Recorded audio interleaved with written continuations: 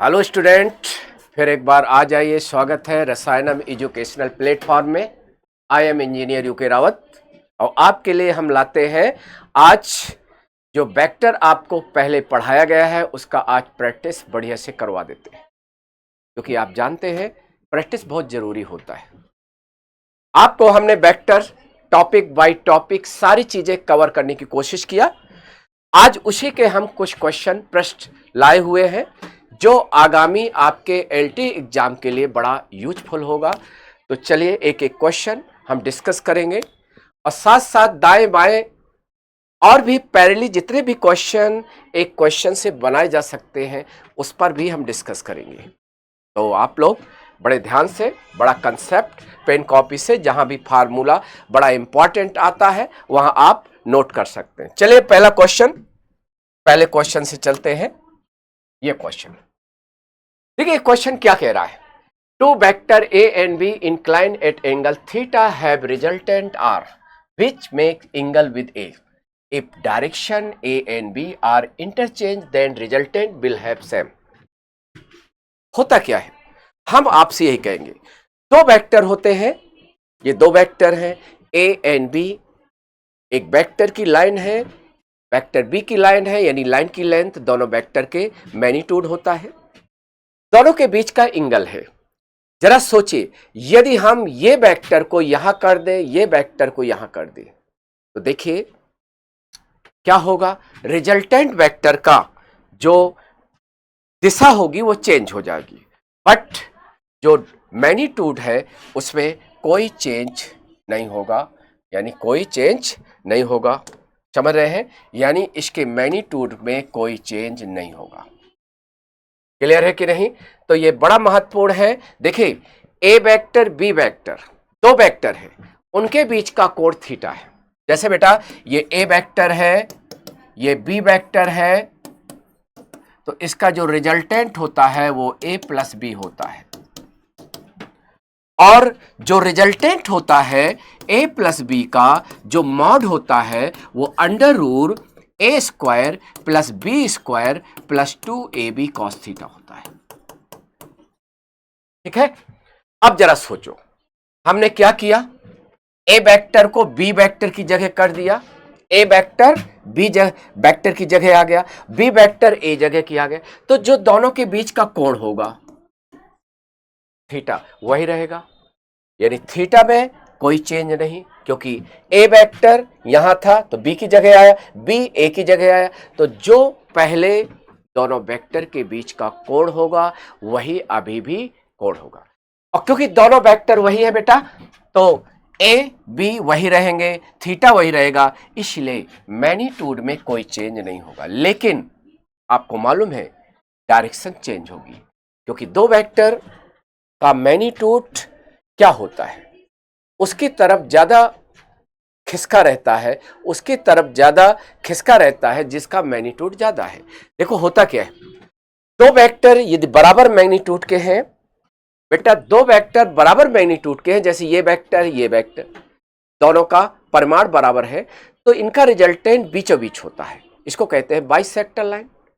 अब होता क्या है, यदि इसका मैग्नीट्यूड ज्यादा है, मॉड ए ग्रेटर देन मॉड बी, तो रिजल्टेंट जो होगा जिसका परिमाण ज्यादा उसकी तरफ खिसक जाता है या क्या करता है उसकी तरफ घूम जाता है, तो उसके साथ कोण कम हो जाएगा।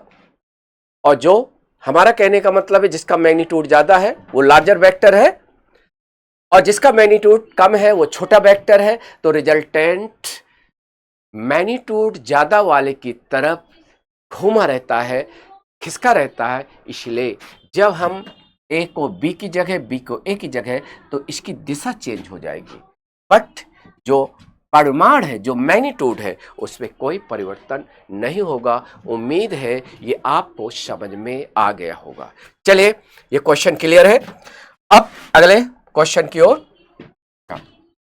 ये दूसरा क्वेश्चन क्या कह रहा है, बड़ा ही अच्छा क्वेश्चन है दूसरा। Two vector of magnitude R and S, दो वेक्टर हैं जिनका परिमाण आर और एस है, इंक्लाइन एट एंगल थीटा, यानी दोनों वेक्टर आर एस के बीच का कोण थीटा है। देखो, when inclination change to 180 minus theta. भाई पहले आर एस के बीच का कोण थीटा था, अब दोनों के बीच का देखो वही वेक्टर है, परिमाण वही है, लेकिन दोनों के बीच का कोण थीटा से चेंज होकर 180 माइनस थीटा हो जाए तो जो रिजल्टेंट है, अरे भाई रिजल्टेंट भी चेंज हो जाएगा, तो रिजल्टेंट अब क्या हो जाता है, रिजल्टेंट एस हो जाता है। यानी जब आर एस के बीच का कोण थीटा है तो परिणामी आपका रिजल्टेंट कितना है बेटा, 3s है, 3s है, ठीक है, हाँ 3s है।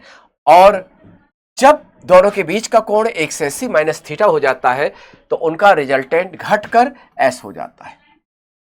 तो r और h का अनुपात निकालना है, कोई बात नहीं है, ये कैसे निकालेंगे, पहले रिजल्टेंट 3s है तो 3s का होल स्क्वायर, आप जानते हो a और b के बीच का कोण थीटा है तो उसका परिणामी यानी c किसके बराबर होता है, under root a square plus b square plus 2a गुणे b कॉस थीटा होता है। जैसे यहां है आर एस के बीच का कोण थीटा है, उनका परिणामी 3s है तो क्या हो जाएगा, 3s का होल स्क्वायर यानी 9s स्क्वायर बराबर, और क्या हो जाएगा आर स्क्वायर और S square plus 2rs cos theta. अब बेटा क्या हो जाता, देखो आर एस दो वेक्टर हैं जिनका परिमाण आर एस है, उनके बीच का कोण थीटा है और उनका परिणामी 3s है, तो आप जानते हो 3s का होल स्क्वायर, क्योंकि आपका फार्मूला ये लग रहा है, ये सब बच्चे जानते हैं, सब बच्चे जानते हैं हाँ, कि जब a और b दो वेक्टर होते हैं जिनका परिमाण a और b है, उनके बीच का कोण थीटा है, तो उनका जो परिणामी c होता है, तो परिणामी यानी c का वर्ग जो होता है a square plus b square plus 2ab cos theta होता है, ठीक है। इसी तरह बेटा यहां भी वही है, जैसे वहां a और b दो वेक्टर है, यहां आर एस दो वेक्टर है और उनके बीच का कोण थीटा है, उनका परिणामी 3s है, उनका परिणामी 3s है, तो क्या हो जाएगा 3s का whole square 9s square R square plus S square plus 2rs cos theta होगा। अब देखो दूसरे केस में क्या होता है, दूसरे केस में जब वही वेक्टर है, वही वेक्टर का मतलब है वही परिमाण है आर एस, लेकिन दोनों के बीच का कोण 180 माइनस थीटा हो जाए तो अब दोनों का रिजल्टेंट 3s से घटकर s हो जाता है। देखो बेटा ये हो जाएगा, ये भी आर स्क्वायर एस स्क्वायर और ये हो जाएगा, आपको ये मालूम है थीटा की जगह 180 माइनस थीटा रखोगे, कॉस 180 माइनस थीटा जो होता है बेटा वो माइनस कॉस थीटा होता है, ये हो जाएगा माइनस 2rs कॉस थीटा हो जाएगा, ठीक है। अब आपको क्या निकालना बेटा, आपको निकालना है r बटा s यानी आर एस का अनुपात, दोनों को जोड़ देंगे, दोनों समीकरण की सहायता से हम सॉल्व करेंगे। सॉल्व कैसे करेंगे, दोनों को जोड़ देंगे, जब दोनों को जोड़ेंगे तो 10s स्क्वायर और 2r स्क्वायर और 2s स्क्वायर और ये कैंसिल हो जाएगा, ये जब कैंसिल हो जाएगा इसको सॉल्व करेंगे तो r बट्टा s जो आएगा, r बट्टा जो s आएगा बेटा वो 2/1 आएगा, इसलिए इसका आंसर B सही है। ऐसे प्रश्न आपकी परीक्षा में आते हैं तो कर लोगे, उम्मीद है कि आपसे बन जाएगा। आप कंडीशन आधार पर ऐसे प्रश्न होते हैं कि दो वेक्टर उनके बीच का कोण पहले ये था फिर उसके बीच का कोण बदल दिया जाए तो परिणामी ये हो जाता है, तो दोनों वेक्टर के परमाणु का अनुपात क्या होगा, ये बेटा क्वेश्चन था, ऐसे आप सॉल्व करोगे। समझ में आ गया ये, चलिए अगला क्वेश्चन, हम अगले क्वेश्चन की ओर बढ़ते हैं। अगला क्वेश्चन, ये सारे बेटा क्वेश्चन बड़े ही महत्वपूर्ण हैं, ये वेक्टर के हैं, आप जानते हो एलटी गेट परीक्षा में वेक्टर बड़ा महत्वपूर्ण चैप्टर है, इसलिए इसके क्वेश्चन आपको कर लेना है। चलिए तीसरा क्वेश्चन क्या कह रहा है, ध्यान से देखिए तीसरा क्वेश्चन क्या कहता है बेटा, resultant of which of the following में बी इक्वल टू 0। ऐसे प्रश्न आते हैं, कहीं ना कहीं तीन वेक्टर का सेट दिया रहता है, कहीं ना कहीं तीन वेक्टर के परिमाण दिए रहते हैं और पूछता है इन तीनों ये ऑप्शन दिए गए हैं, कहेगा कौन सा ऐसा सेट है वेक्टर का, भाई तीन वेक्टर के परमाणु का सेट दिया गया है और कहेगा कौन सा परमाणु का सेट है जिसका परिणामी 0 हो सकता है। आखिर ऐसे प्रश्न कैसे सॉल्व करोगे बेटा, देखो महत्वपूर्ण ये चीज है आपको हम बता दें, 3 वेक्टर के परिमाण दिए गए हैं, तो आप कैसे निकालोगे कि कौन सा 3 वेक्टर परिणामी 0 दे सकते हैं। आप इसका एक ट्रिक बताए दे रहे हैं। आप 3 वेक्टर में 2 वेक्टर लो, उनके परिमाण लो, यह देखना है क्या तीसरा वेक्टर प्राप्त हो सकता है कि नहीं।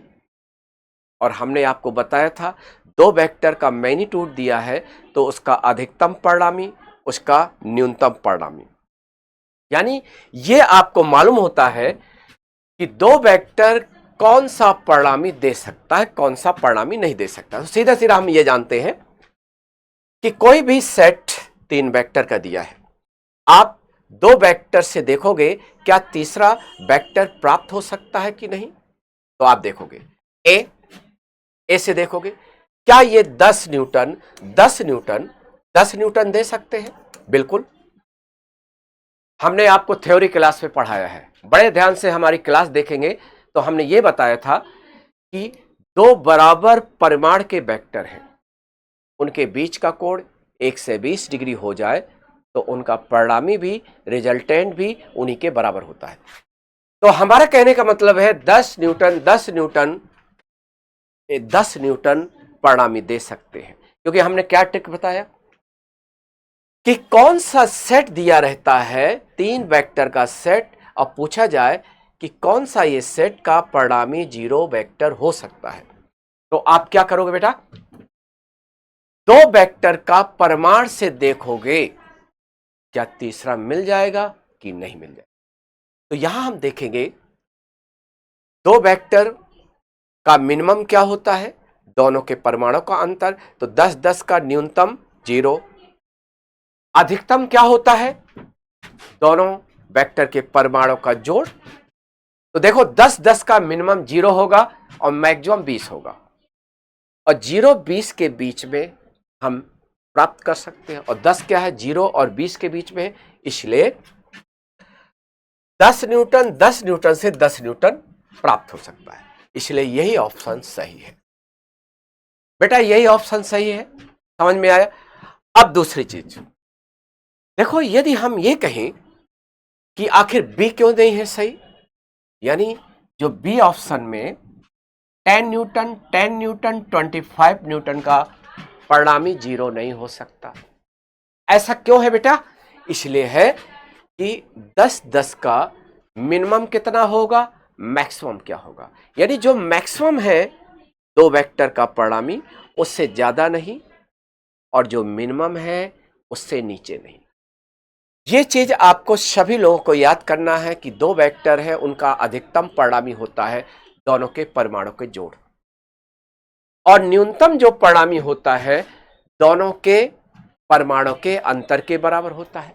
आप नोटिस करेंगे कि बी में देखेंगे 10 10 का मिनिमम क्या होगा, इसका मिनिमम क्या होगा, 10 माइनस 10 0, और मैक्सिमम क्या होगा, 10 धन 10 20, यानी 10 न्यूटन 20 न्यूटन से ज्यादा नहीं दे सकते, इसलिए बेटा 10 10 का रिजल्टेंट 25 नहीं हो सकता, इसलिए ये गलत है, क्योंकि हमने क्या बताया कि 3 वेक्टर का मैग्नीट्यूड दिया है, पूछा जाए निम्नलिखित सेट में किसका परिणामी 0 हो सकता है, तो आपको क्या करना है, 2 वेक्टर से यदि तीसरा वेक्टर मिल जाता है तो उसका परिणामी 0 होगा, यदि 2 वेक्टर तीसरा वेक्टर नहीं मिल पाता तो उसका परिणामी कभी 0 नहीं होगा।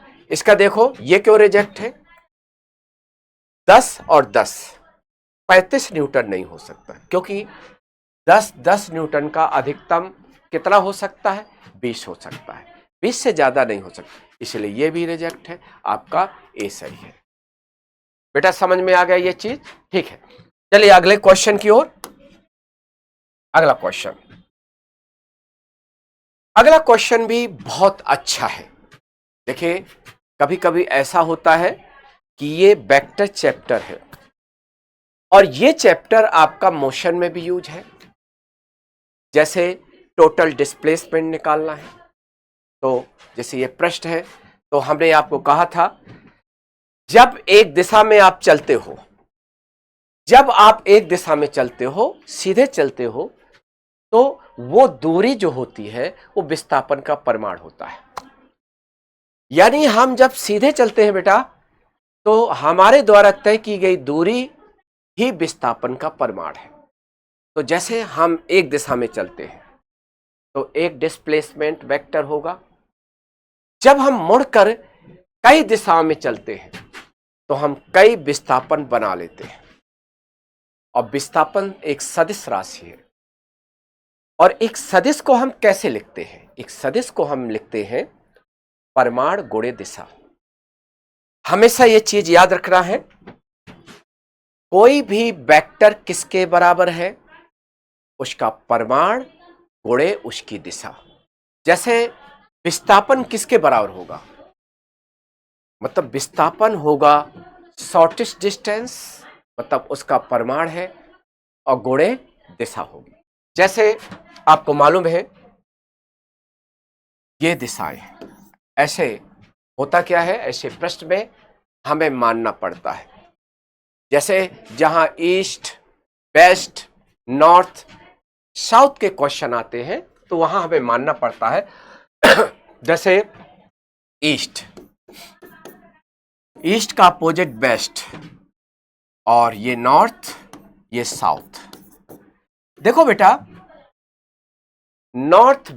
ये ईस्ट वेस्ट को हम एक्स एक्सिस मान लें और नॉर्थ साउथ को हम वाई एक्सिस मान लें, तो आराम से हमारी एक दिशा फिक्स हो जाएगी। क्योंकि जब हमें विस्थापन बनाना पड़ेगा तो एक सदिश रूप देना पड़ेगा, और सदिश तभी बनता है जब उसका परिमाण हमें मालूम है और परिमाण में उसकी दिशा का गुणा कर दे तो वेक्टर बनेगा।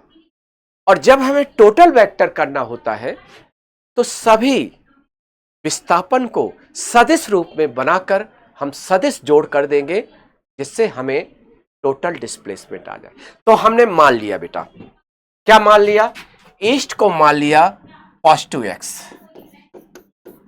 जिससे ये दिशा क्या हो गई? आई कैप हो गई।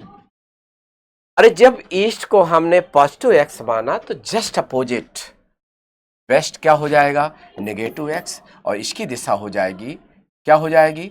माइनस आई कैप।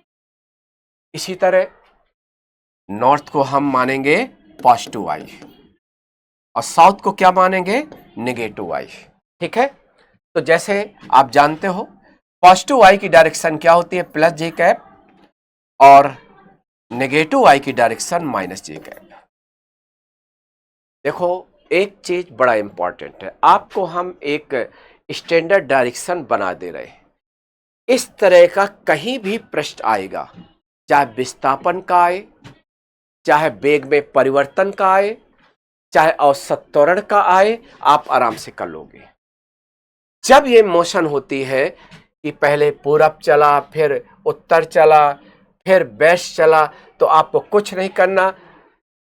जब हम सीधे एक दिशा में चल रहे हैं तो उस दिशा का एक विस्थापन होगा। जैसे अब पक्का हो गया है, पहले किधर जाता है? ईस्ट की ओर। पहले बेटा ये याद रखो, पहले किधर जाता है? ईस्ट की ओर। ईस्ट की ओर गया, ईस्ट की ओर, T1 वेक्टर।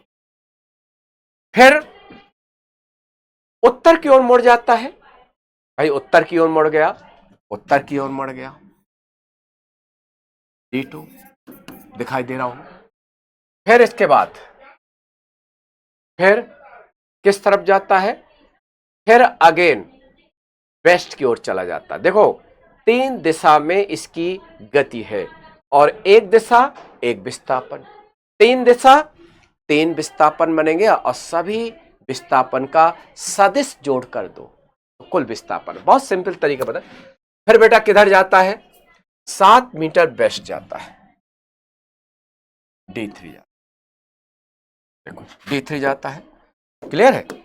अब कुल विस्थापन निकालना है, तो हमने ये बताया कि एक दिशा एक विस्थापन वेक्टर।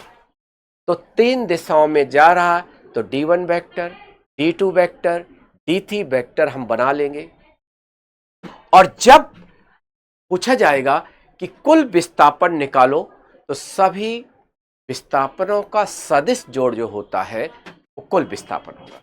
तो देखो D1 वेक्टर बेटा हमने क्या बताया, एक दिशा में जितना दूरी चलते हो वो विस्थापन का परिमाण है। जैसे पूरब की ओर कितना चला 3 मीटर, तो ये 3 परिमाण है।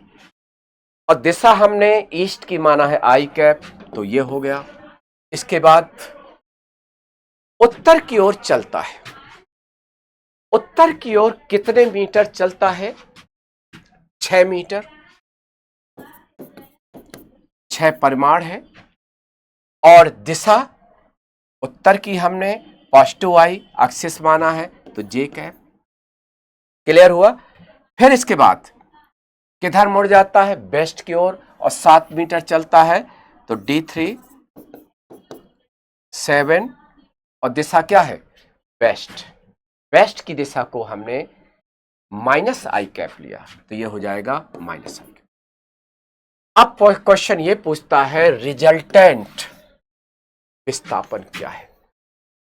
तो देखो जब दो से अधिक सदिश होते हैं और टोटल वेक्टर पूछता है या रिजल्टेंट पूछता है या नेट पूछता है तो सभी वेक्टरों का जोड़ परिणामी होता है। तो सभी को हम जोड़ देंगे, टोटल डिस्प्लेसमेंट ये सभी जुड़ जाएंगे। और जब जोड़ोगे तो आई कैप के पद घटेंगे या जोड़ेंगे तो -7 आई कैप है +3 आई कैप, तो ये हो जाएगा 4 बराबर -4 आई कैप और +6 जे कैप। बेटा ये बनेगा इसका परिमाण। आपको मालूम है वेक्टर का परिमाण क्या होता है, इसका मैग्नीट्यूड जो होगा वो होगा √4 का वर्ग +6 का वर्ग, तो 4 चौक 16 36। ठीक है, कितना आंसर आएगा √C आंसर सही है इसका। तो उम्मीद है आप लोगों से कि ऐसे प्रश्न कोई भी परीक्षा में आएंगे तो आप कर लोगे, और आते हैं एग्जामिनेशन में ऐसे क्वेश्चन आए हुए हैं। ठीक है, चलिए नेक्स्ट क्वेश्चन। नेक्स्ट क्वेश्चन क्या कह रहा है, रिजल्टेंट और to force 3P 2P is R। भाई 3P और 2P का परिणामी R है। If first force is double, then resultant also double. The angle between two force is। बड़ा अच्छा क्वेश्चन है। देखो आपको मालूम है 3P 2P का रिजल्टेंट R है, तो स्वाभाविक है R² 9P² और 4P² और यह हो जाएगा 12P² cos थीटा। आप जानते हो अभी अभी हम शुरू में बताए हैं कि A वेक्टर B वेक्टर का परिणामी यदि C है तो क्या होता बेटा, परिमाण रिजल्टेंट का परिमाण और कंपोनेंट के परिमाण का रिलेशन क्या होता है, C² बराबर A² + B² + 2AB cos theta होता है। यहां पर A और B का परिमाण दिया है, A क्या है ये है, B क्या है ये है, और इनका परिणामी यानी C क्या है ये है, तो हम वैल्यू पुट कर दें। ये कंडीशन बेस्ड क्वेश्चन होते हैं। अब क्वेश्चन अगले उसमें क्या कह रहा है कि यदि फर्स्ट फोर्स को डबल कर दे, रिजल्टेंट आल्सो डबल, डबल हो गया मतलब R 2R हो गया, और फर्स्ट फोर्स को डबल कर दे। बेटा फर्स्ट फोर्स को डबल कर दे, फर्स्ट फोर्स को डबल का मतलब है इसको हम 6P कर दे, भाई दुगना है तो ये क्या है 4I²। बेटा इसको डबल किया गया, पहले 3P था अब 6P हो गया, तो इसका होल स्क्वायर क्या होगा 36P²। और दूसरा फोर्स तो वही है, दूसरा फोर्स तो वही है। अब आपका क्या हो जाएगा, 6 दून 12 और 24 कॉस थीटा। दोनों इक्वेशन को सॉल्व करेंगे, दोनों इक्वेशन को बढ़िया से सॉल्व करेंगे और सॉल्व किया जाएगा तो इसका आंसर ये जब सॉल्व करेंगे बेटा तो कॉस थीटा बराबर -1/2 आएगा, तो थीटा बराबर 120 डिग्री होगा। ठीक है, थीटा बराबर 120 डिग्री होगा, ये आपको समझना है। बढ़िया क्वेश्चन है। ऐसे प्रश्न आते हैं कि पहले 3p 2p दो सदिश का परिमाण है, उनका परिणामी r है। यदि हम पहले 3p को दोगुना कर दे यानी 6p कर दे और दूसरा फोर्स वही है तो उनका परिणामी दोगुना हो जाता है। दोगुने का मतलब है r से 2r हो जाएगा। तो आखिर दोनों बलों के बीच का कोण क्या है? क्लियर हो गया, ये समझ गए होंगे। ठीक है, चलिए नेक्स्ट क्वेश्चन।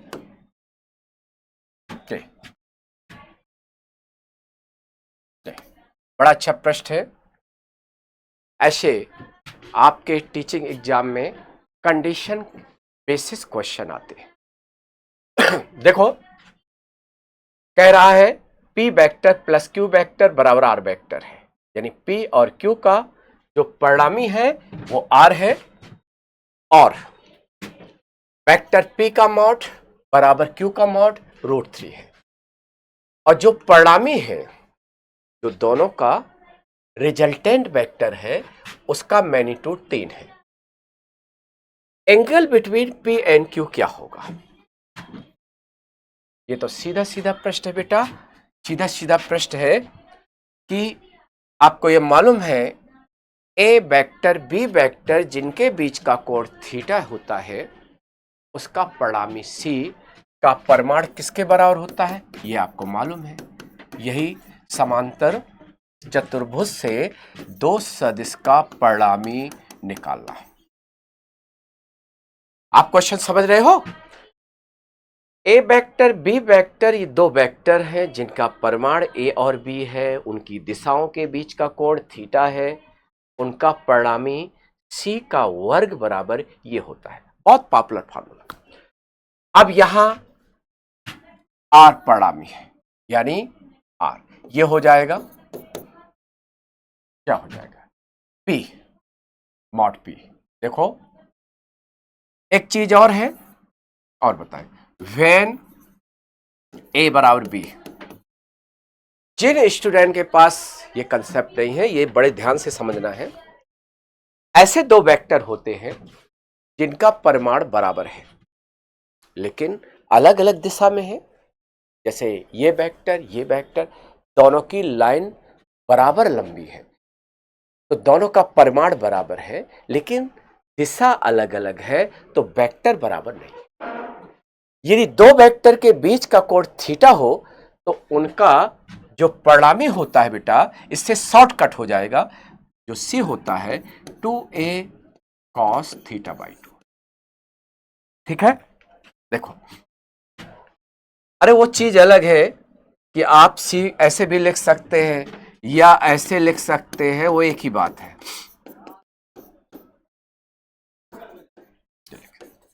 अब देखो यहां इसी तरह है, जैसे यहां क्या हो जाएगा, R बराबर 2p cos θ/2।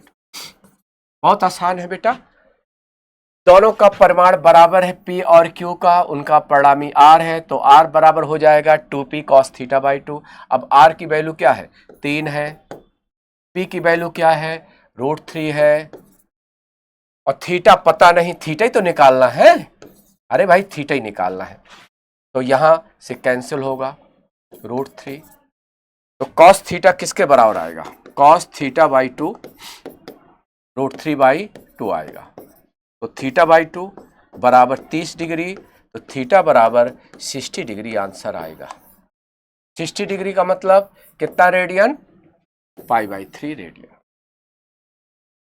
बहुत अच्छा प्रश्न है। ऐसे पृष्ठ आप ध्यान देना है बेटा। ऐसे पृष्ठ का मतलब होता है कि ऐसे दो वेक्टर जिनका परिमाण बराबर है, और तो ऐसे वेक्टर का परिणामी जो होता है वो एक शॉर्ट फार्मूले से निकाला जाता है। ठीक है, इसी तरह यहां भी है, देख रहे हो, मॉड पी बराबर मॉड क्यू है, और किसके बराबर है, √3 के बराबर है। ठीक है, तो उनका जो परिणामी होगा आर मॉड, वो 2p cos θ/2 होगा। ठीक है, हाँ ये क्लियर होगा। आई थिंक ये समझ में आ गया होगा। ठीक है, चलिए अगला क्वेश्चन, 7वां क्वेश्चन। 7वां प्रश्न क्या कह रहा है? The component of vector R along x axis will have maximum value। देखो बेटा, एक चीज बता दे, ये क्वेश्चन रेजोल्यूशन ऑफ वेक्टर से लिया गया है। एक वेक्टर जो a है उसका थीटा दिशा में कंपोनेंट a cos थीटा होता है। ठीक है, यदि किसी एक वेक्टर का घटक थीटा दिशा में निकालना है तो वो होता है a cos थीटा। अब बताओ, a cos थीटा अधिकतम कब होगा? जब थीटा 0 डिग्री होगा। भाई a cos थीटा a का घटक है किस दिशा में? थीटा एंगल पर। यानी जैसे ये वेक्टर है आर वेक्टर, ये एक्स एक्सिस है, ये वाई एक्सिस है। ठीक है, अब ये इसका घटक क्या होगा? आर कॉस थीटा, और इसका क्या होगा? R sine theta. अब ये कह रहा है, क्वेश्चन समझना है कि आर वेक्टर का एक्स दिशा में घटक किस दशा में अधिकतम होगा? तो जरा सोचिए, आर कॉस थीटा मैक्सिमम तभी होगा जब कॉस थीटा 1 होगा, क्योंकि कॉस थीटा आर तो फिक्स है। कॉस थीटा अधिकतम जब होगा तो आर कॉस थीटा का मान अधिकतम होगा, और कॉस थीटा 1 कब होगा? जब थीटा 0 होगा।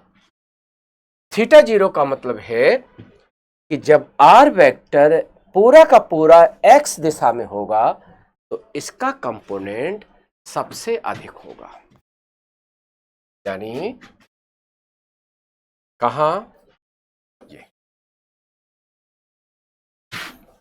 ठीक है, जब आर वेक्टर किसके अलोंग हो? पॉजिटिव एक्स एक्सिस के अलोंग होगा, तब ये इसका सबसे अधिक घटक होगा।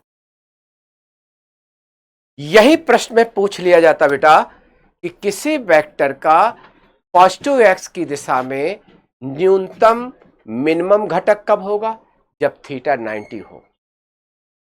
मिनिमम मतलब कॉस थीटा 0, और कॉस थीटा 0 का मतलब थीटा 90। ठीक है, हाँ ये क्लियर हो गया। अगला क्वेश्चन, 8वां क्वेश्चन देखना है। ये भी बढ़िया क्वेश्चन है। A particle starting from origin move in straight line in XY plane, its coordinate of later time कितने हुआ? The path of particle make with positive x angle, XY plane है, आप जानते हो XY प्लेन है। ठीक है, XY प्लेन है। एक पार्टिकल है, मूल बिंदु से चलना शुरू करता है। मूल बिंदु से चला, मूल बिंदु के कोऑर्डिनेट क्या होते हैं?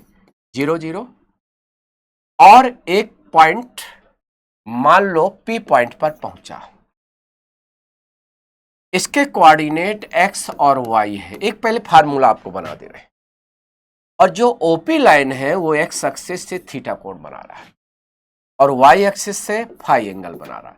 यह हमेशा याद रहे, टेन थीटा बराबर वाई बटा एक्स और टेन फाई बराबर एक्स बटा वाई। ये थोड़ा कोऑर्डिनेट सिस्टम है।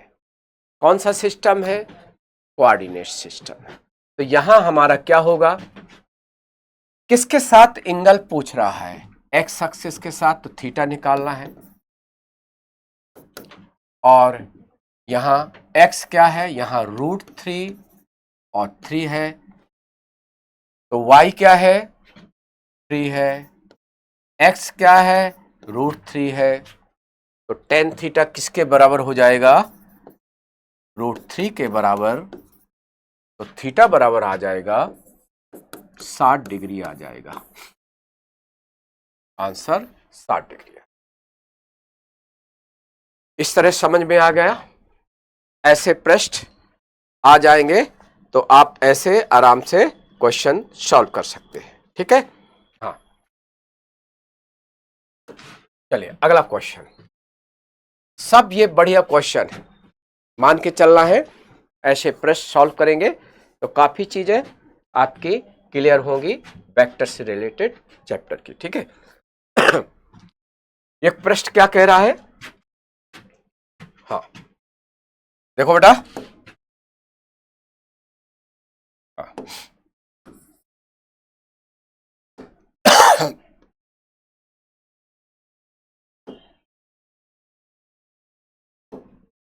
ठीक है, चलिए। ये क्वेश्चन ये कह रहा है the angle between A cross B, B cross A is. सभी बच्चे इसका आंसर दे सकते हैं। देखिए, ए क्रॉस बी और बी क्रॉस ए एक दूसरे के जस्ट अपोजिट होते हैं। ये आपको मालूम होना चाहिए। ए क्रॉस बी बराबर माइनस बी क्रॉस ए होता है। यानी ए क्रॉस बी यदि अपवर्ड है तो बी क्रॉस ए डाउनवर्ड होगा। इसलिए कहते हैं दो वेक्टर का क्रॉस प्रोडक्ट क्रम विनिमय नियम का पालन नहीं करता। यानी a cross B, B cross a का नेगेटिव वेक्टर विपरीत सदिश होता है। विपरीत सदिश का मतलब क्या है? विपरीत सदिश का मतलब यह है बच्चों कि दोनों का परिमाण बराबर है। दोनों का परिमाण तो बराबर है लेकिन दिशा बराबर नहीं है। परिमाण तो बेटा बराबर होता है, ए बी साइन थीटा, लेकिन ये दिशा जो होती है ना, ये बराबर नहीं होती। दोनों एक दूसरे के अपोजिट होते हैं, एंटी पैरल होते हैं। एंटी पैरल यानी दोनों कैसे होते हैं? एंटी पैरल होते हैं। यानी दोनों के बीच का कोण 180 डिग्री होता है।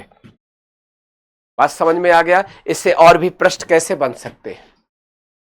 ए क्रॉस बी, जैसे बेटा ये ए है, ये बी है, ये है हॉरिजॉन्टल प्लेन में, बिल्कुल ठीक है। तो ए क्रॉस बी राइट हैंड लेना है, थंब रूल।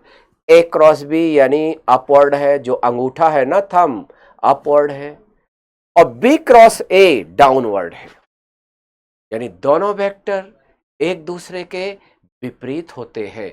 यदि ए क्रॉस बी की डायरेक्शन एन कैप है तो बी क्रॉस ए की दिशा माइनस एन कैप होती है। तो बहुत सारे प्रश्न इसमें बनेंगे, आप ये याद रखना है। चलिए अगला प्रश्न, 10वां क्वेश्चन। ध्यान से देखिए क्वेश्चन। क्वेश्चन क्या कहता है? Unit vector perpendicular to vector A, vector B. ऐसे क्वेश्चन आपकी परीक्षा में आ सकते हैं कि ए वेक्टर दिया है, बी वेक्टर दिया है और कह देगा एक ऐसा एकांक सदिश जो ए के भी परपेंडिकुलर है और बी के भी परपेंडिकुलर है। ठीक है? ऐसा वेक्टर हमें क्या करना है? निकालना है यूनिट। तो आप एक तरह का ये मान के चलिए जो एन कैप होता है, हम आपको बता दें। देखिए, ए क्रॉस बी की दिशा जो होती है एन कैप होती है, और बेटा ए वेक्टर क्रॉस बी वेक्टर जो होता है वो ए के भी लंबवत होता है, बी के भी लंबवत होता है। हमारा कहने का मतलब है ए क्रॉस बी ए के भी लंबवत, ए क्रॉस बी बी के भी लंबवत होता है। यानी यहां तक कहते हैं कि ए बी वेक्टर जिस तल में होते हैं, जिस प्लेन में होते हैं बेटा, उस पूरे प्लेन के ही लंबवत होता है ए क्रॉस बी। और ए क्रॉस बी की दिशा एन कैप है। तो हम ये कहेंगे कि एन कैप एक एकांक सदिश है जो ए क्रॉस बी की दिशा है, वही ए के भी लंबवत है, बी के लंबवत। तो आपको कुल मिला के ए क्रॉस बी निकालना है। बेटा ए क्रॉस बी कैसे निकालोगे? सबको निकालना आता है। पहली पंक्ति में ये लिखो, दूसरे में -3 -2 -3, आई कैप जे कैप के कैप के चिन्ह सहित गुणांक हम दूसरी रो में रख देंगे। तीसरी रो में बी के गुणांक, बी ये दिया है -2 -4 और -6। इसको सॉल्व करेंगे, इसको सॉल्व करेंगे, समझ रहे हैं? और इसको सॉल्व करेंगे और निकालेंगे। क्या निकालेंगे? इसकी वैल्यू निकालेंगे। जैसे ये आएगा 12 जे कैप -8 के कैप, ये आएगा, ये आएगा। इसको सॉल्व करिए तो आपका यही आएगा। अब जब एन कैप निकालेंगे तो आपको कुछ नहीं करना है। आपको एन कैप मतलब इसका परिमाण, एन कैप किसके बराबर होगा?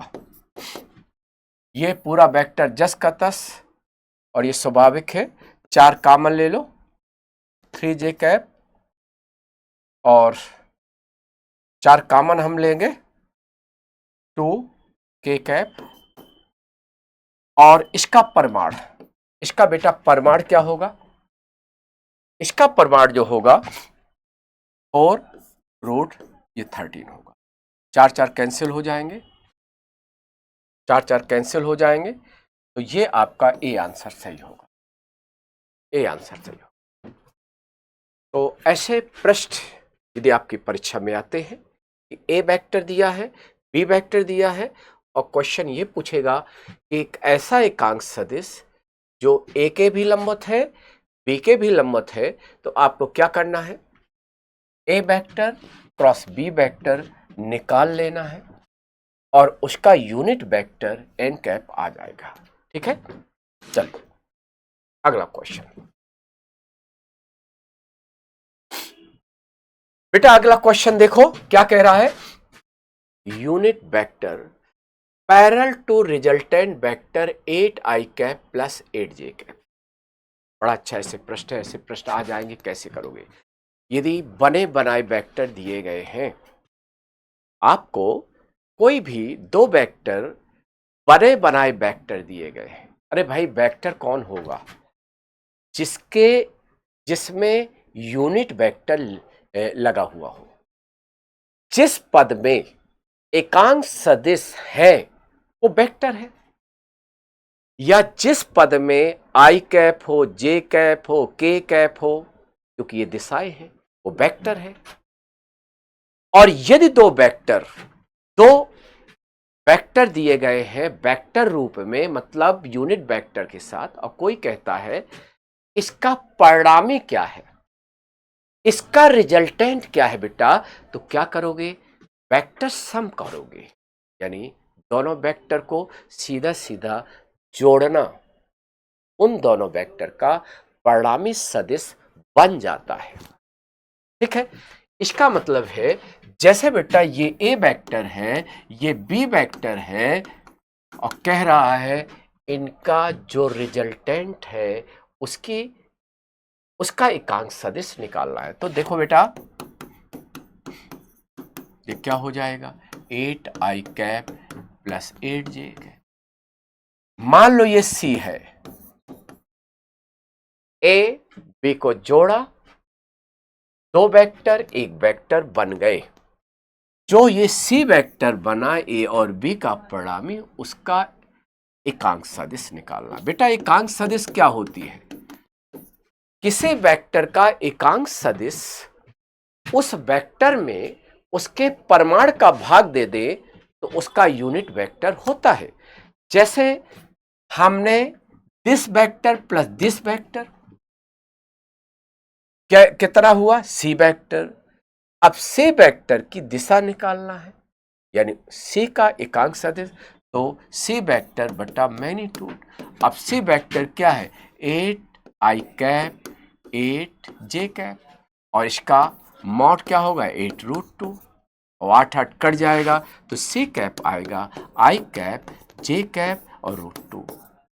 अब चार ऑप्शन देखेंगे, अब चार ऑप्शन में कोई ऑप्शन नहीं है, इसलिए नॉन ऑफ दीज सही है।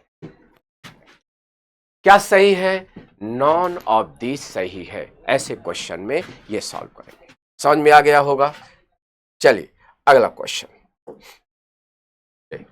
12वां क्वेश्चन।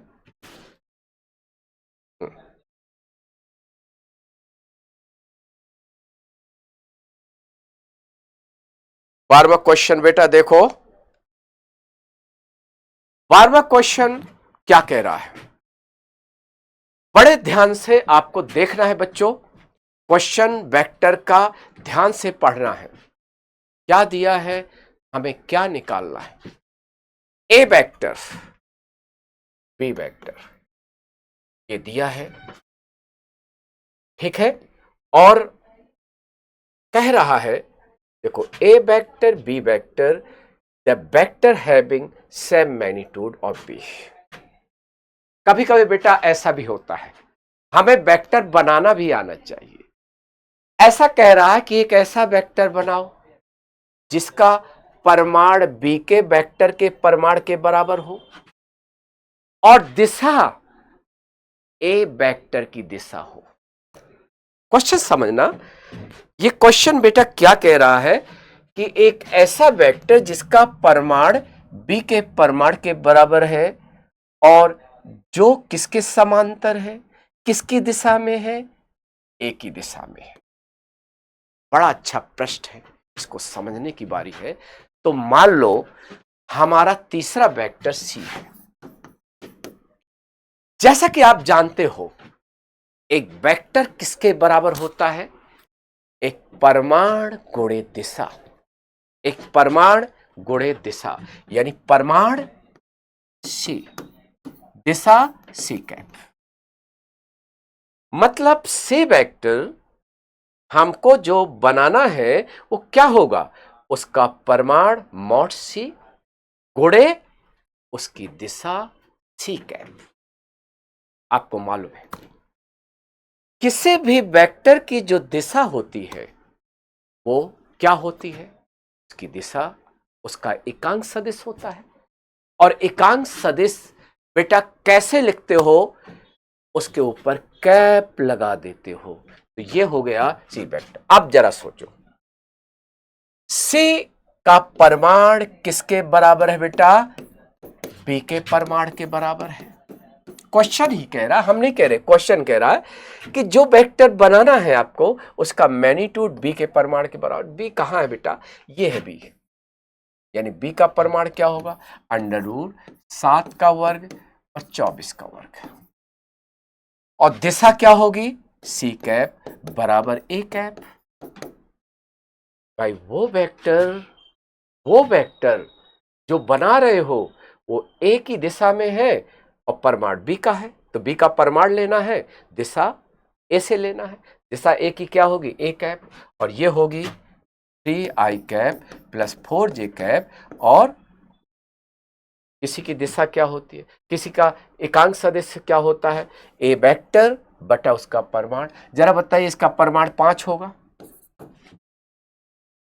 अब ये वैल्यू पुट कर देंगे बेटा, ये वैल्यू पुट कर देंगे तो क्या हो जाएगा, अंडर रूट 7 का वर्ग 24 का वर्ग बटा 5 और ये 3i cap plus 4j cap. तो इसको सॉल्व करिए। हाँ, इसको सॉल्व करना पड़ेगा बेटा। तो ये क्या होगा, ये डी सही है, आंसर डी सही होगा। ठीक है, हाँ, इसका कौन सा सही है, डी आंसर सही है।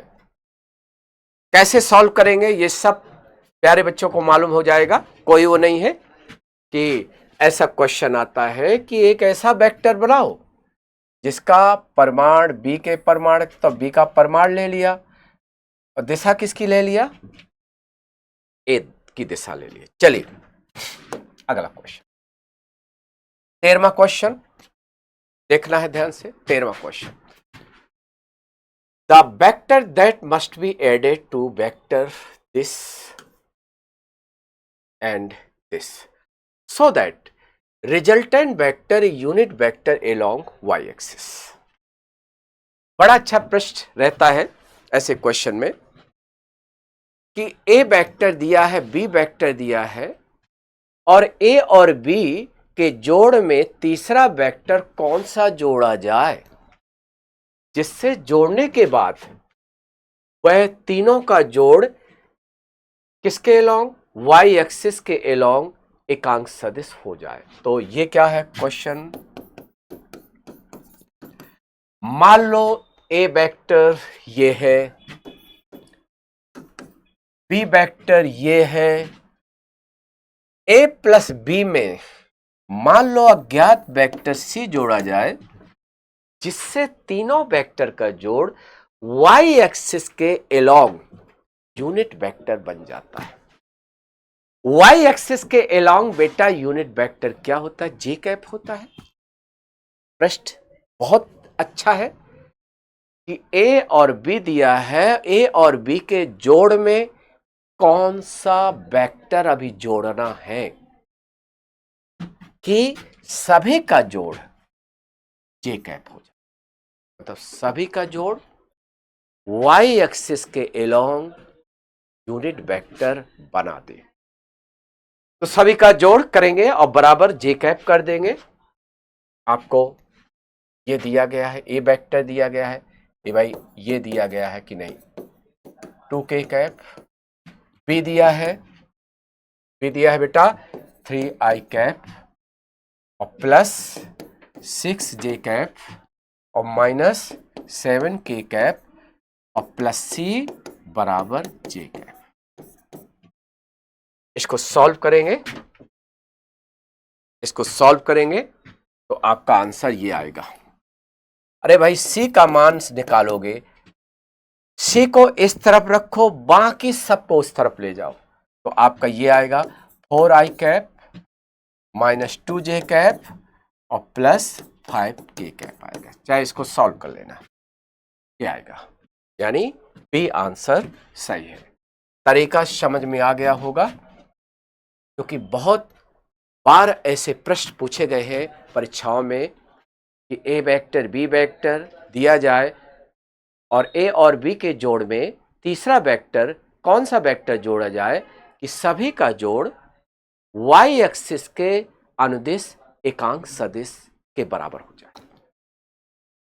तो मान लिया कि हमने तीसरा वेक्टर सी लिया, दोनों के जोड़ा गया, बराबर जे कैप प्राप्त हुआ। चलिए अगला प्रश्न बेटा, ये क्वेश्चन तो हम वेरी इंपॉर्टेंट इसको कहेंगे, वेरी इंपॉर्टेंट, वेरी। बहुत सारी परीक्षाओं में प्रश्न आता है ऐसा, और ये सबसे खासियत ये है कि थोड़ा डिफर है। इस प्रश्न में आप 4 ऑप्शन से ही आंसर निकालने के अलावा कोई विकल्प नहीं। देखो एक वेक्टर दिया गया है और कह रहा है निम्नलिखित 4 वेक्टर में कौन सा वेक्टर है जो दिए गए वेक्टर के लंबवत है, ये प्रश्न कह रहा है। बेटा आपको मालूम होना चाहिए कि दो वेक्टर लंबवत कब होते हैं, जब उनका अदिश गुणनफल स्केलर प्रोडक्ट 0 होता है। तो अब चार में से जल्दी जल्दी छांटना है कि दिए गए वेक्टर के साथ कौन से वेक्टर का अदिश गुणनफल 0 होगा। ठीक है, तो इंपॉर्टेंट यह है, जरा सोचो, कोई भी दो पद हो, दो ही पद तो आएंगे भाई, डॉट प्रोडक्ट निकालते हो तो कैसे निकालते हो, दो वेक्टर का आई कैप के गुणांकों का चिन्ह सहित गुणनफल, जे कैप के गुणांकों का चिन्ह सहित गुणनफल। तो यहां क्योंकि के कैप है नहीं है, तो इसलिए दो पद 0 तभी देंगे जब दोनों पद विपरीत चिन्ह के होंगे, पहली कंडीशन। इसलिए कुछ ऑप्शन तो रिजेक्ट है, इनका स्केलर प्रोडक्ट इसके साथ 0 नहीं, इसलिए नहीं होगा। इसमें भी सारे पद धन है, प्लस है, इसमें से भी सारे पद प्लस है भाई, तो 0 होने का प्रश्न नहीं है। जरा बताइए, दो पद प्लस हो या माइनस कभी 0 नहीं होगा। एक पद प्लस एक माइनस होगा तभी 0 होने के चांसेस होते हैं, जब दोनों बराबर हो जाए। ये पक्का हो गया, ये रिजेक्ट है, ऐसे किया करो। अब ए और बी में छांटना है बेटा, तो ये आप देखना है कि दोनों पद बराबर कब होंगे, जब यहां आई कैप का पद कोसाइन होगा, वहां आई कैप का पद साइन होगा। जैसे यहां कोसाइन है तो साइन वाला होगा, अभी तो 0 होगा। इसका आंसर बी से। बहुत अच्छा प्रश्न है ये, बहुत अच्छा प्रश्न है, ऐसे क्वेश्चन में ध्यान देना है। ठीक है, हाँ बिल्कुल ध्यान देना है। चलिए अगले क्वेश्चन की ओर बढ़ते हैं। ये 15वां क्वेश्चन क्या कहता है, देखो, टू वेक्टर दिए जाते हैं, दो वेक्टर दिए हैं, एक ये वेक्टर है बेटा, एक ये वेक्टर है, और क्या कह रहा है, दोनों समांतर हैं, पैरेलल है। एक चीज आपसे यही कहेंगे, ये कंडीशन आपको, क्योंकि एलटी गेट में यदि आपको क्रैक करना है एग्जाम, कंडीशन, हर कंडीशन को दिमाग में रखना है। जैसे दो वेक्टर लंबवत होते हैं तो उनका डॉट प्रोडक्ट 0 होता है, उसी तरह दो वेक्टर समांतर हैं तो उनका क्रॉस प्रोडक्ट 0 होता है। क्या होता है बेटा, क्रॉस प्रोडक्ट 0 होता है। और याद रहे, यहां पर ए क्रॉस बी 0 वेक्टर होगा, और यहां पर याद रहे ये तभी होगा, ये कंडीशन दिया है। ये किसके लिए है कंडीशन, कोलिनियर के लिए। कोलिनियर का मतलब या तो पैरेलल है या एंटी पैरेलल है, ये कंडीशन हम ये करेंगे। यानी पहले वेक्टर का आई का गुणांक बटा दूसरे वेक्टर का आई का गुणांक, फिर पहले वेक्टर का जे कैप का गुणांक बटा दूसरे वेक्टर का जे कैप का गुणांक, यहां पहले वेक्टर का के कैप का गुणांक बटा दूसरे वेक्टर का के कैप का गुणांक। ये होना चाहिए, तभी दिए गए दो वेक्टर समांतर होंगे।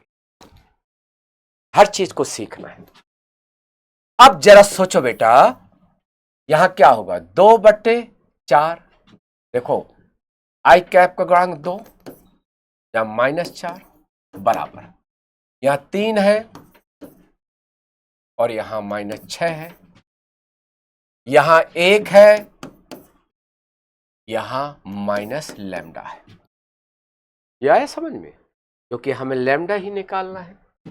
तो लैम्डा का मान क्या होगा बेटा, लैम्डा बराबर 2 होगा, लैम्डा बराबर 2 होगा।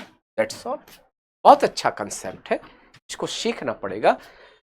जिस तरह से ऐसे भी प्रश्न आते हैं कि दो वेक्टर दिया है, कह देगा दोनों वेक्टर लंबवत है, तो लैम्डा का मान निकालो। तो वहां क्या करते हो, दोनों वेक्टर का अदिश गुणनफल 0 के बराबर कर देते हो, तो लैम्डा आ जाता है। यहां क्या हुआ, ये कह रहा है ये वेक्टर समांतर है, तो लैम्डा का मान निकालो। तो हमने क्या किया, पहले वेक्टर के आई कैप, जे कैप, के कैप के गुणांक और दूसरे वेक्टर के गुणांकों का रेशियो कांस्टेंट होता। अब तो बात समझ में आ गई, क्लियर है। चलिए अगला सोलवा क्वेश्चन। 16वां क्वेश्चन क्या कह रहा है बेटा, the value of x and y for which vector A and B are parallel. बिल्कुल वही कंसेप्ट है, वही कंसेप्ट है। अभी अभी जो जैसा प्रश्न था यहां भी वही करेंगे। देखो 6/5, 6/5 बराबर x/6। एक्स जे कैप का गुणांक x है में, यहां जे कैप का गुणांक 6 है, बराबर के कैप का गुणांक ए वेक्टर में -2 है और यहां -y है। आप x का मान निकाल सकते हो, इसको बराबर कर दो तो 6/5 x/6, तो x बराबर 36/5, x बराबर 36। अच्छा चिन्ह तो गड़बड़ नहीं है, चेक कर लीजिए। 6/5 चिन्ह भी ध्यान देना है, x बटा, तो आपका एक ही ऑप्शन में है, यही ऑप्शन सही है। देखो और चेक, y का मान देख ले, y का मान बेटा, y का मान y का मान क्या होगा, माइनस माइनस प्लस हो गया, 6/5/2/y, 2×3 = 6, y बराबर 5/3, यही सही। देखो y बराबर 5, यही है, बी ऑप्शन सही। तो ऐसे क्वेश्चन, 2 क्वेश्चन थे, हमने निकाल दिया। ऐसे प्रश्न ऐसे सॉल्व करेंगे। चलिए 17वां क्वेश्चन। 17वां क्वेश्चन बेटा, 17वां क्वेश्चन ध्यान दो। एंगल विच वेक्टर, ये दिया गया है, मेक्स कोऑर्डिनेट एक्सिस। बड़ा अच्छा प्रश्न है। कोई वेक्टर दिया है और कह दिया जाए x axis, y axis, z axis से के साथ कितना कोण बना रहा है। तो याद रखना है, सबसे अच्छा इंपॉर्टेंट है। देखो दिया गया वेक्टर एक्स एक्सिस के साथ मान लो अल्फा कोण बनाए, वाई एक्सिस के साथ मान लो बीटा कोण बनाए और जेड एक्सिस के साथ मान लो गामा एंगल बनाता है। तो याद रहे कॉस अल्फा बराबर होता है ax/a, कॉस बीटा बराबर होता है ay/a, कॉस गामा बराबर होता है az/a। क्लियर हो गया। अब आपको मालूम है ax क्या है, दिए गए वेक्टर का आई कैप का गुणांक है, ay क्या है, जे कैप का गुणांक है, और az क्या है, के कैप का गुणांक है, और a क्या है, परिमाण है। जैसे a का परिमाण a बराबर क्या होगा, 3 का वर्ग, 6 का वर्ग और 2 का वर्ग, ये 49 होगा और बराबर 7 होगा। तो देखो बेटा यहां क्या हो जाएगा, 3/7, यहां क्या होगा 6/7, यहां क्या होगा 2/7। सब बच्चों को क्लियर हो गया। 3/7, भाई कॉस अल्फा बराबर 3/7, तो अल्फा बराबर कॉस इनवर्स 3/7, बीटा बराबर कॉस इनवर्स 6/7, कॉस गामा बराबर 2/7, तो गामा बराबर कॉस इनवर्स 2। कौन सा ऑप्शन सही है, यही तो सही है, ये ऑप्शन। बढ़िया क्वेश्चन था, बहुत अच्छा प्रश्न था। तो ऐसे में आपको ये मालूम होना चाहिए cos alpha, cos beta, cos gamma, ये डायरेक्शन कोसाइन भी कहते हैं। यानी ए वेक्टर की कोचाएं डायरेक्शन कोसाइन भी आपका पूछा जाता, तो डायरेक्शन कोसाइन क्या होती, क्रमशः 3/7, कामा 6/7 कामा 2/7, क्योंकि cos alpha, cos beta, cos gamma are called direction cosine of given vector. ये बात समझ में आ गई? ठीक है। ये हो गया। अगले प्रश्न की ओर चले। 18वां क्वेश्चन। बेटा 18वां क्वेश्चन देखो, ये मोशन का क्वेश्चन आ गया। हमने आपसे यही कहा था, एक वेक्टर ऐसा चैप्टर है कि हर चैप्टर में इसका कंसेप्ट घुस जाता है, हर चैप्टर में इसकी एंट्री हो जाती है। और आपका मोशन में तो वेक्टर बहुत ज्यादा यूज है। न्यूटन के नियम अभी पढ़ोगे, उसमें वेक्टर का यूज है। जैसे ये क्वेश्चन क्या कहता है, a cyclist is moving on circular path with constant speed v. What is change in velocity after it has described an angle of 60 degree? हम आपको यही कहेंगे, ऐसे दो वेक्टर का अंतर का परिमाण जिनका परिमाण बराबर है लेकिन दिशा बराबर नहीं है, यानी a माइनस बी का मॉड। देखो बेटा, वेक्टर ए वेक्टर बी का परिमाण बराबर है लेकिन दिशा बराबर नहीं है, तो दोनों सदिश के अंतर का जो परिमाण होता है यह होता है।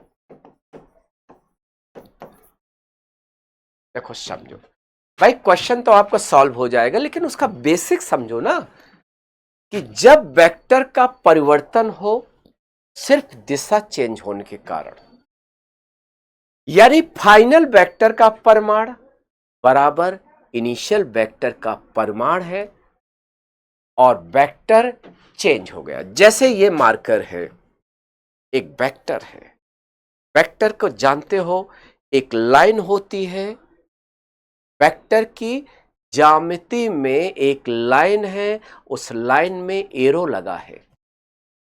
जो वेक्टर की लाइन की लंबाई होती है बेटा, वो परिमाण होता है, जो एरो होती है वो दिशा।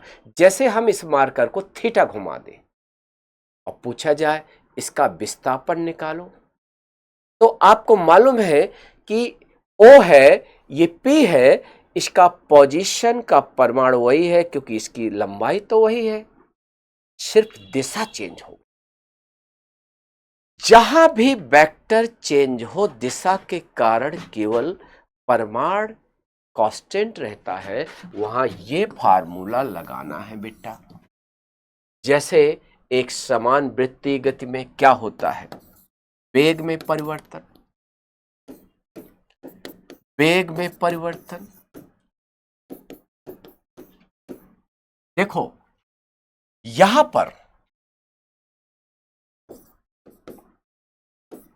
देख बेटा, एक पार्टिकल है, साइकिलिस्ट है, साइकिल पर सवार व्यक्ति है, चालक एक ही स्पीड से एक सर्किल में चल रहा है, तो हर जगह उसका वेग का परिमाण वही है, लेकिन वो मुड़ जा रहा है, वेग परिवर्तित होता है। ये भी यानी फाइनल वेलोसिटी इनिशियल वेलोसिटी का परिमाण ही है, लेकिन दिशा चेंज होने के कारण वेग में परिवर्तन होता है। इसलिए इसका फार्मूला बिल्कुल इसी की नकल होगी, इसी की कॉपी होगी। यानी जब कोई पार्टिकल थीटा कोण घूमता है सर्कुलर मोशन में, उसके वेग का परिवर्तन का परिमाण बराबर होगा 2v sin थीटा बाई 2। भी क्या है, आखिरी वेग प्रारंभिक वेग का परिमाण है, दोनों बराबर है। अब आपको कुछ नहीं करना है, थीटा 60 डिग्री है, थीटा का मान बेटा 60 है, 60/2 30 होगा, साइन 30 का मान 1/2 होता है, साइन 30 का मान 2 कट जाएंगे और आंसर भी आएगा, आंसर भी आएगा। बस समझ गए होंगे। कोई दिक्कत नहीं हुई होगी। ठीक है, चलिए अगले पृष्ठ की ओर चले। ये क्लियर हो गया, देखो अच्छे से देख लेना है पृष्ठ ये, क्योंकि बड़ा ही महत्वपूर्ण पृष्ठ है ये। ठीक है, हाँ चलिए अगला पृष्ठ आ गया। क्या कह रहा है, ये वेक्टर का ही एरो लगा रहता है, यहां एरो लगा लेना है। ऐसे पृष्ठ आपने देखा भी होगा, परीक्षाओं में आए हैं। वैसे हर क्वेश्चन हमारा आपकी परीक्षा के अनुरूप है। ए वेक्टर पी दिया जाता है, क्यू वेक्टर दिया जाता है, कह रहा है यदि P और Q एक दूसरे के लंबवत है तो A का मान क्या है। अभी बच्चों हमने डिस्कस किया था कि जैसे वहां समांतर के लिए एक कंडीशन होती है, ऐसे लंबवत की एक कंडीशन होती है। दो वेक्टर लंबवत तभी हैं जब उनका अदिश गुणनफल 0 है। तो यहां भी कह दिया कि A का मान क्या होगा जब P और Q एक दूसरे के लंबवत होंगे। तो यहां हमें P डॉट Q 0 कर देना है। P डॉट Q 0 कर देंगे, और जब 0 कर देंगे बेटा तो आपको अदिश गुणनफल निकालना आना चाहिए। यदि अदिश गुणनफल निकालना नहीं बनता तो आपका क्वेश्चन सब गड़बड़ हो जाएगा। इसलिए कहते हैं वेक्टर की सारी ऑपरेशन आपसे बनना चाहिए। ठीक है, चलो कैसे निकालेंगे, स्केलर प्रोडक्ट कैसे निकालते हैं। आई कैप के गुणांकों का गुणनफल यानी 3 गुणे 2 यानी 6, -2 गुणे +1 -2 प्लस A गुणे -A बराबर 0। बेटा क्या होगा, +4 होगा, 4 -A बराबर 0, तो A बराबर 4 आएगा, 4 आंसर। ऐसे प्रश्न भी बन जाने चाहिए। समझ रहे हैं। अगला प्रश्न बीसवां क्वेश्चन ध्यान से देखना है। बीसवां क्या कह रहा है, the angle between vector this and this. बहुत अच्छा है। देखो दो वेक्टर के बीच का कोण निकालना है तो स्केलर प्रोडक्ट याद रखो। यह आपका बेसिक बहुत अच्छा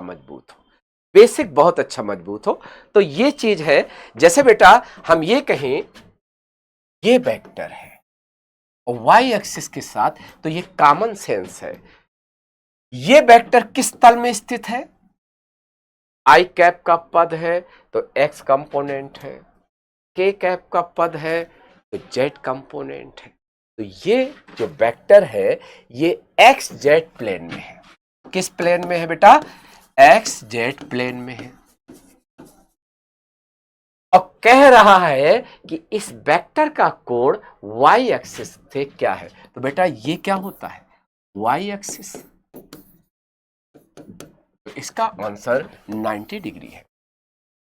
by x z plane y axis के लंबवत होता है कि नहीं। जितने भी वेक्टर एक्स जेड प्लेन में स्थित होंगे, और एक्स जेड प्लेन के वेक्टर क्या होंगे, जिस वेक्टर में जे कैप का पद अपसेंट होगा। वो वेक्टर जिसमें जे कैप का पद नहीं है वो सारे वेक्टर एक्स जेड प्लेन में है। आपको ट्रिक बता दें, वह वेक्टर जिसमें आई कैप का पद नहीं है वो वेक्टर वाई जेड प्लेन में है, और ये सारे वेक्टर एक्स एक्सिस के लंबवत है।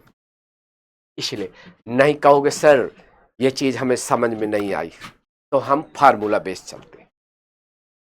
हमने एक दिन कहा था किसी वेक्टर का किसी कोऑर्डिनेट एक्सिस के साथ एंगल निकालना है। जैसे अभी एक क्वेश्चन आज के ही डिस्कशन में हमने डिस्कस किया कि कोई भी वेक्टर है एक्स एक्सिस के साथ अल्फा, वाई एक्सिस के साथ बीटा, जेड एक्सिस के साथ गामा कोण बनाता है, तो कॉस अल्फा बराबर ए एक्स बटा ए।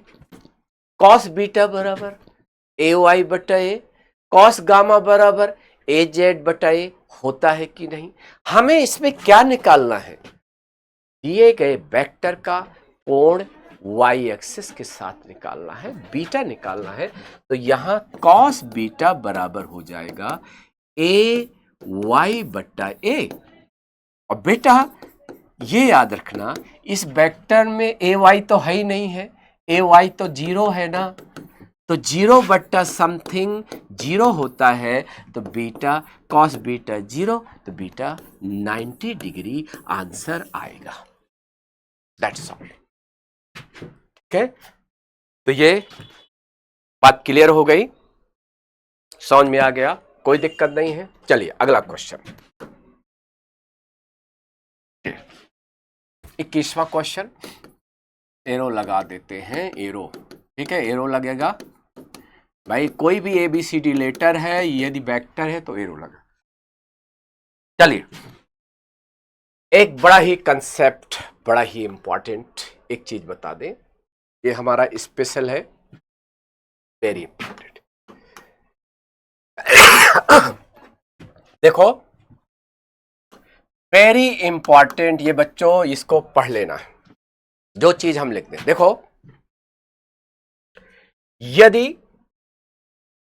ए वेक्टर बी वेक्टर का परिणामी सी है, यही कह रहा, इफ एंगल बिटवीन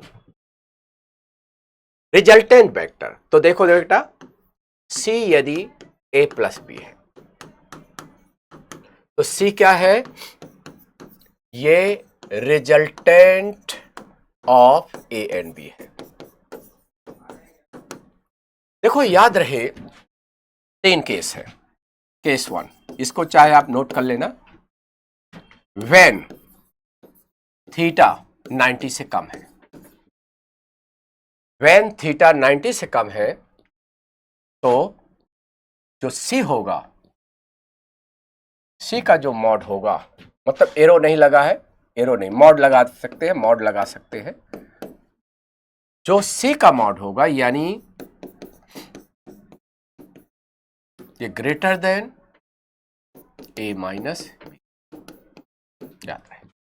तो देखो, ए प्लस बी ही सी है, तो आप इसको ऐसे लिख सकते हो, ए प्लस बी सी के बराबर है, या सी की जगह ए प्लस बी रख सकते हो, या ए प्लस बी की जगह सी रख देते हो। तो इसको आप ऐसे भी लिख सकते हो, सी, देखो सी ग्रेटर देन,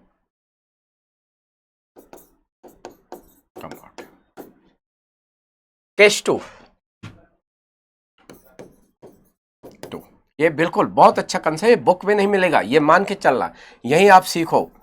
व्हेन अधिक कोण हो, एप्ट्यूज एंगल है, तो उल्टा हो जाता है, उल्टा हो जाता है, ये ज्यादा होता है, किससे? इससे, यानी वेक्टर का जो जोड़ है उसके परिमाण से उसके घटाव का परिमाण अधिक है। तो इसको हम ऐसे लिख सकते हैं, ऐसे लिख सकते हैं, लेस देन, और आपका ये क्या है? 1 से 20 है, यानी थीटा 90 से ज्यादा है, तो जो इनका परिणामी है सी, यानी जो ए प्लस बी है, वो उनके डिफरेंस से कम होगा। ये आपका क्या सही है? बी सही है। और एक और केस है, केस 3, यहां लिख दे रहे, केस 3, व्हेन थीटा 90, अब दिमाग में होगा कि सर 90 से कम है, तो वेक्टर का जोड़ वेक्टर के अंतर के परिमाण से अधिक होता है। थीटा ए और बी के बीच का कोण, थीटा अधिक कोण है, 90 डिग्री से अधिक है, तो याद रहे वेक्टर के अंतर का परिमाण वेक्टर के जोड़ के परिमाण से अधिक हो। ठीक है, अब यदि थीटा 90 है, थीटा क्या है? 90 है, तो दोनों बराबर होते हैं, याद रहे दोनों बराबर होते हैं बेटा, दोनों बराबर होते हैं, बहुत ही महत्वपूर्ण चीज, याद रहे दोनों बराबर होंगे, ये चीज आपको समझना है। ठीक है, हाँ, ये बात क्लियर हो गई। तो इसको भाई आप जो है मॉड ए प्लस भी लिखो या मॉड सी लिखो, बात बराबर है, ठीक है। हाँ, चलिए 22वां question, if sum of two force acting a point is 60 newton, दो बलों का जोड़ 16 न्यूटन है और रिजल्टेंट फोर्स 8 न्यूटन है, it direction is perpendicular to smaller pole. देखो बेटा, इसका आंसर ये सही होगा। कैसे सही होगा? जैसे ये पड़ामी है, किसका पड़ामी है? F1 प्लस F2, या कंडीशन में परिणामी 8 न्यूटन है और ये एक छोटे से परपेंडिकुलर यानी ऐसा है, जैसे ये मान लो F1 छोटा है फोर्स, F2 थोड़ा मैग्नीट्यूड, तो ये आपको मालूम है कि F1 F2 का परिणामी FR है। जब हम एक त्रिभुज से दो बलों को, दो वेक्टर को जोड़ते हैं तो एरो हम बनाते हैं। जो घटक है जिनको जोड़ा गया है उनका एरो एक ही क्रम में रहता है और जो परिणामी है FR उसका विपरीत क्रम में रहता है। हालांकि इसमें यूज कह रहा है जो परिणामी है रिजल्टेंट है, जो सम है फोर्स टू फोर्स का, सम का मतलब है F1 प्लस F2, मतलब दोनों बलों का जो जोड़ है वो 16 है। ऑप्शन से ही हम निकाल लेंगे और बहुत सी बुकों में देखेंगे एक पेज में सॉल्व किया है, हम देखो 2 लाइन में इसको सॉल्व कर देते हैं। देखो बेटा, 2 लाइन में सॉल्व कर देते हैं। कैसे? कंडीशन दिया गया है कि इनका परिणामी एक छोटे बल के लंबवत है। बेटा जब त्रिभुज बनाओगे ना, तो जब त्रिभुज का एक कोण 90 डिग्री हो जाता है तो उस त्रिभुज को समकोण त्रिभुज कहते हैं। समकोण त्रिभुज में पाइथागोरस थ्योरम होती है। तो यहां हम देखेंगे भाई, देखेंगे कि दो बल, 4 ऑप्शन है। कौन से ऑप्शन में दोनों बलों का जोड़ 16 न्यूटन है और पाइथागोरस थ्योरम लागू है? तो देखें, ये देखो 6 का वर्ग प्लस 8 का वर्ग बराबर 10 का वर्ग, क्योंकि यहां जानते हैं यहां क्या है, इसमें देखेंगे F1 क्या है 6 है और F2 क्या है 10 है और रिजल्टेंट FR क्या है 8 है। देखो इसका मतलब है यहां पर ये लागू होना चाहिए कि नहीं? पाइथागोरस थ्योरम कौन से ऑप्शन में ये सेटिस्फाई हो रहा है? आप इसमें देखो रिजेक्ट है, केवल यही ऑप्शन है जिसमें पाइथागोरस थ्योरम लागू है और दोनों बलों का जोड़ 10 धन 6 16 है। अब वो तो अलग चाहोगे कि इसमें भी है सर, इसमें भी है, इसमें भी है, लेकिन पाइथागोरस थ्योरम किसी में लागू नहीं है। और हमने एक क्वेश्चन को देखा है, कई आपके गाइडों में बहुत लंबी लंबी मेथड का यूज किया है, तो कभी कभी आपकी जो प्रैक्टिस गाइड है अननेसेसरी लॉन्ग मेथड यूज करते हैं। हमने शॉर्ट ट्रिक से ये क्वेश्चन सॉल्व करिए। अगला question, resultant A and B makes angle alpha with A and B beta B. तो ये है, हम एक चीज बता दें, यदि ए वेक्टर ये है, बी वेक्टर ये है और इनका परिणामी यानी a प्लस बी ये है, परिणामी वही होता है ना भाई। परिणामी क्या है? This vector plus this vector उनका रे, और ये अल्फा है ये बीटा है, ठीक है। देखो कंडीशन क्या होती है, याद रहे, पहला व्हेन मॉड ए बराबर मॉड बी, ऐसे भी लिख सकते हैं, या ए बराबर बी तो अल्फा बराबर बीटा होता है। याद रहे दोनों वेक्टर बराबर परिमाण के हैं तो परिणामी दोनों का बीचों बीच रहेगा यानी बाइसेक्टर रहेगा। दूसरा, when A greater than B, A larger vector है, ए का परिमाण ज्यादा है, तो इनका जो रिजल्टेंट है जो ज्यादा परिमाण है उसी तरफ घूम जाता है, तो उसके साथ कोण कम हो जाता है। Then alpha less than beta. और तीसरा, when beta greater than A, sorry B greater than A, then alpha greater than beta. अब छांट लो। अब आपको छांट लेना है। देखो, यदि ए बी से कम है तो ये सही होगा, बी आंसर। ये आपकी ट्रिक है, और ये यहीं तक नहीं है, यदि आपका ये है तो ये होगा। ठीक है, समझ रहे हैं? तो ये आपको ट्रिक सारी चीजें सीख लेना है। एक क्वेश्चन नहीं है, बहुत सारे प्रश्न तैयार हो जाते हैं। जब हम पढ़ाते हैं, किसी क्वेश्चन को लगवाते हैं, तो उसमें एक ही क्वेश्चन नहीं होता, काफी क्वेश्चन वहां से निकल कर आते हैं। ठीक है, हाँ चलिए अगला क्वेश्चन। ये बड़ा अच्छा प्रश्न है, देखो ध्यान से। 1 से 20 डिग्री है, कई बार ऐसे चीज है। If two vector are equal, दोनों वेक्टर का परिमाण बराबर है और उनका परिमाण, उनका रिजल्टेंट, उनका परिणामी उन्हीं के बराबर है, तो ऐसे केस में दोनों के बीच का एंगल 1 से 20 डिग्री। देखो ये क्वेश्चन कई बार आया है। When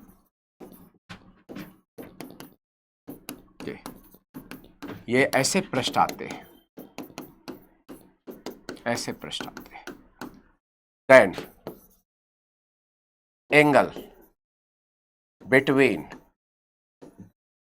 vector A and vector B is 120 degree.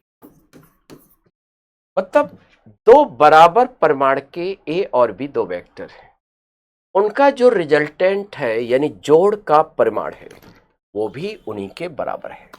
ऐसी स्थिति में ए और बी के बीच का कोण 1 से 20 डिग्री।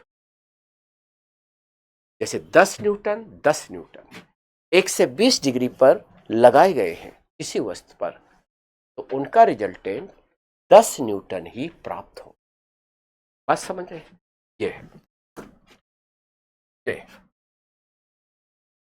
आज का ये क्वेश्चन, आखिरी क्वेश्चन है।